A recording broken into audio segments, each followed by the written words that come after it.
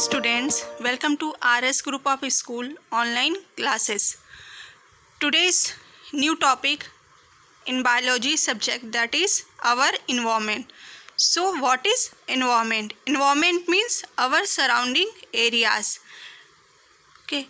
In a biological terms or scientific terms, that is the physical or abiotic and biological or biotic factors known as a environment. Okay, biotic and abiotic factors means living and non-living factors known as a environment. Okay, so now next discuss point is what happen when we add our waste to the environment. ठीक है, कि क्या होगा जब हम जो waste material है उसे इन्वायरमेंट में हम डायरेक्ट फ्लो कर देंगे तो उसका इम्पैक्ट क्या आएगा. Okay, so effect of adding waste to the environment. First one is human activities produce lots of waste materials which are thrown away into the environment. That waste cause pollutions of air, water and soil. The waste material produced are the two main types, that are biodegradable waste and non-biodegradable waste. Means कि when we dispose directly in the waste material of the environment, so in this process to affected the air, water and soil. Okay, these three main components are totally damage in a directly or indirectly. Okay, कि आपका जो air है, water और soil क्या है, ये आपकी direct उसके इफेक्ट में आ जाएंगे, जिससे इनकी जो फर्टिलिटी होती है आपका उस पर, और जो आपका pollution level soil, air and water का इंक्रीज हो जाएगा. Okay, so on the basis of the these points, waste are divided in two parts. First one is a biodegradable waste and the second one is a non-biodegradable waste. So now let's discuss these points. What is the biodegradable waste? Okay, the biodegradable waste are waste which are decomposed into harmless substances by microorganisms. That is, for example, vegetables, fruits, pulses, cereals, cotton, jute, wool and et cetera. Means जो भी आपका waste product है microorganism की presence में decay हो जाता है, decompose हो जाता है in a natural process known as a biodegradable waste. Okay, and the non-biodegradable waste means which are not decomposed by microorganism. Okay, for example, polythene bags, plastic, synthetic fiber, glass, metal, synthetic rubber, insecticide, pesticide, etc. Okay, कि जो भी आपका waste material micro organism से decay नहीं होता है वो क्या रहता है, नॉन बायोडिग्रेडेबल में रहता है. ठीक है, ये आप बहुत अच्छी तरह से जानते हैं कि जो माइक्रो ऑर्गेनिज्म हैं वो आपके एक नेचुरल डिकम्पोजर्स होते हैं एनवायरनमेंट में. Okay, so now these mainly two types of the waste.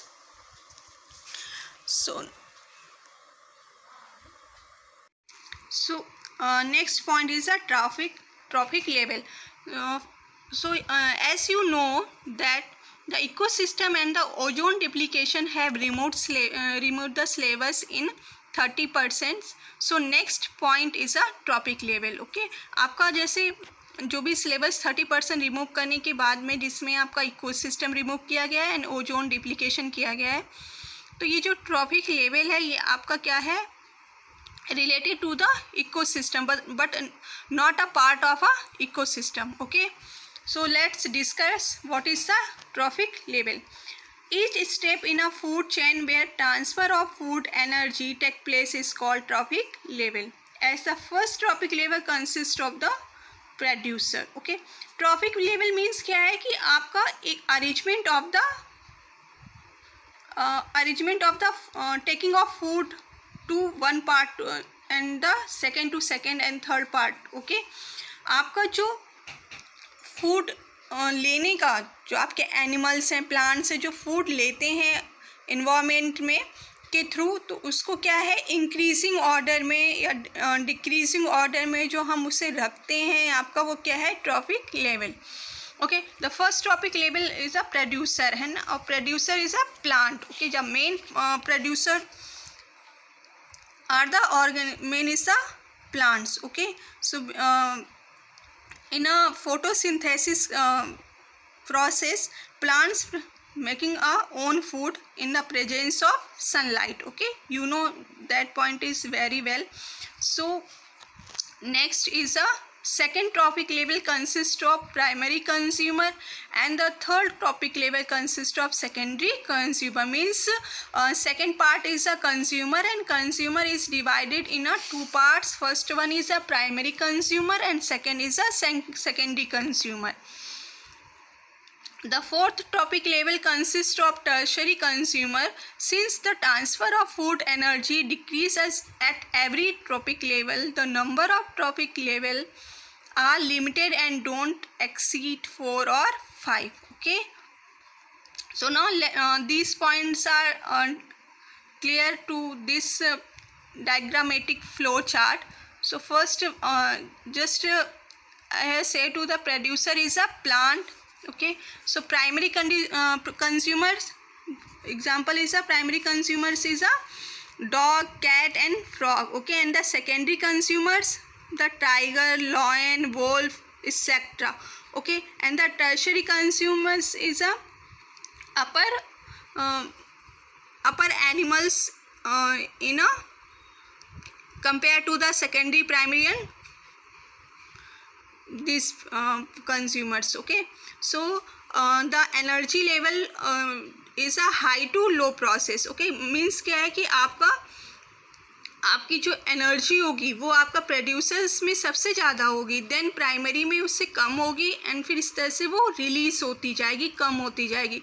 लेकिन हम पॉपुलेशन की अगर बात करते हैं तो पॉपुलेशन हमारी प्रोड्यूसर्स में सबसे ज़्यादा होगी, और जैसे जैसे ये आगे ट्रॉपिक लेवल हम बनाते जाएंगे, बढ़ते जाएंगे, पॉपुलेशन कम होती जाएगी। Okay, now next is a very most important point in your syllabus, energy flow in trophic level. Green plant producers absorb about 1% of solar energy falling on the leaves and storage it as an food energy during photosynthesis. This line you know very well. I have already discussed to this point. Okay, so next, during the transfer of food energy from the one trophic level to the next, 90% of the energy is lost of the environment and only 10% is transferred to the next trophic level. Only क्या है कि आपका 90% जो energy होती है वो environment में loss हो जाती है। जब वो एनर्जी ट्रांसफ़र होता है, केवल 10% जो आपका रहता है वो वन टॉपिक लेवल से सेकेंड टॉपिक लेवल में ट्रांसफ़र होती है। So there is a decrease in the amount of full energy transfer at every trophic level by 10%. This is known as the 10% law. Okay, this law is very most important in your syllabus and upcoming exams.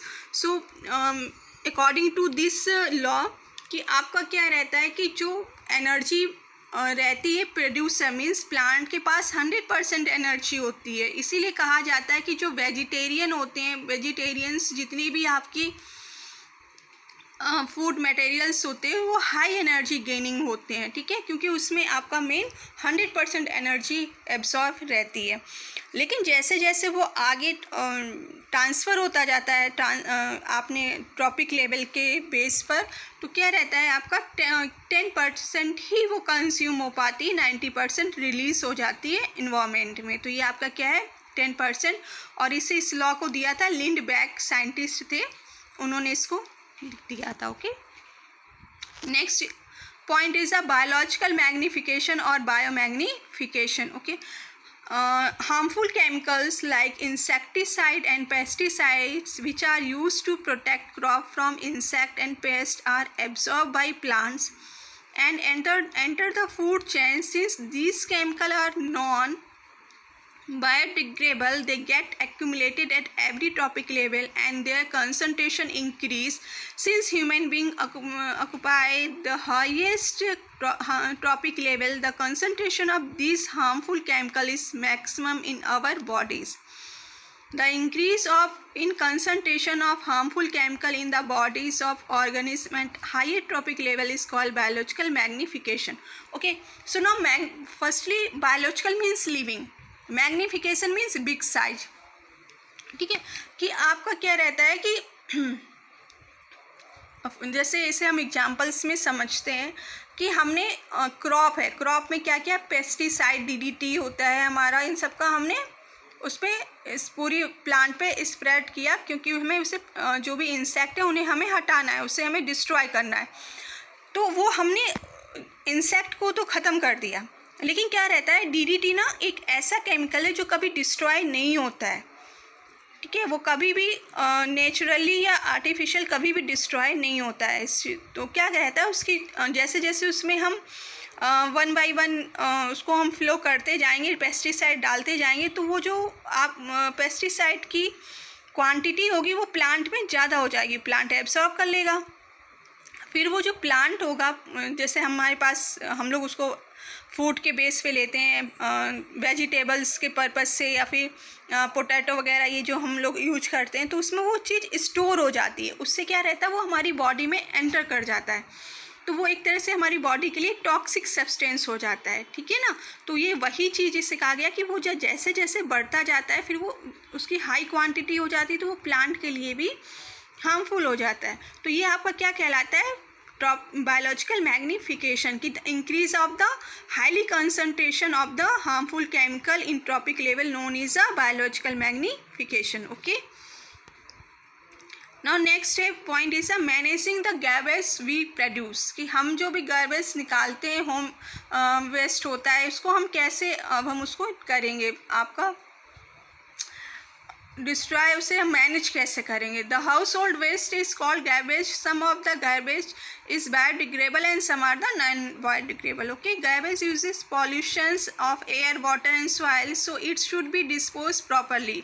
Some of the method of garbage dispose are the landfills, means हम उसे गड्ढा खोद कर उसमें गड्ढे में उसको दबा सकते हैं, रिसाइकिल कर सकते हैं। Production of biogas and manure, means हम बायोगैस बना सकते हैं जो कि विलेज एरियाज में यूज़ होती है। मैन्यूर मीन्स हम खाद बना सकते हैं जो कि प्लांट और अदर उसमें हम इसका यूज कर सकते हैं। Okay, and the next point preparation of compost, खाद उसमें इंसिनेशंस एंड सीवेज ट्रीटमेंट में भी हम जैसे जो वेस्ट वाटर सीवेज का होता है उसे ट्रीटमेंट करके उस वाटर को प्यूरीफाई करते हैं। इसमें देखिए करके उससे क्या करते हैं कि हम उसे इंडस्ट्रीज बेस पे या डिफरेंट बेस में हम उसको यूज कर सकते हैं। सिंचाई के लिए हम कर लेते हैं उस सीवेज ट्रीटमेंट का यूज, वाटर का यूज। ठीक है, और कपड़े धोने में ये सब में जो रहता है मेन, हम इसमें इसका यूज कर सकते हैं। Okay, now next and last point is a very most important, is the 3 R's are basically used in this waste management treatment. First one is a refuse, reuse, recycle and reduce.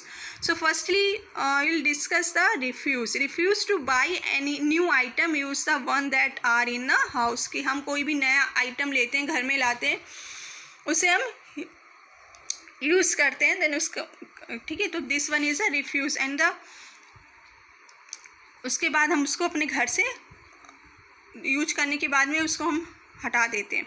Reuse, don't throw away can and bottles, decorate them with the paint and use a decorate item, की मतलब जो हमारे use का नहीं रहता उसे हम decoration में यूज कर लेते हैं, डेकोरेट करके और उसका हम दूसरे पर्पस में उसको हम यूज़ कर लेते हैं। Recycle, segregation, you waste the make sure that it's collect and taken for recycling. And the last is a reduce, reduce the generation of unnecessary solid waste. Okay, so solid waste management is concerned with the generations, means these are the basically main 4 R's are used in a solid waste management, but mainly are only 3 R's. First one is a reuse, recycle and reduce. Okay, so now this topic is completed.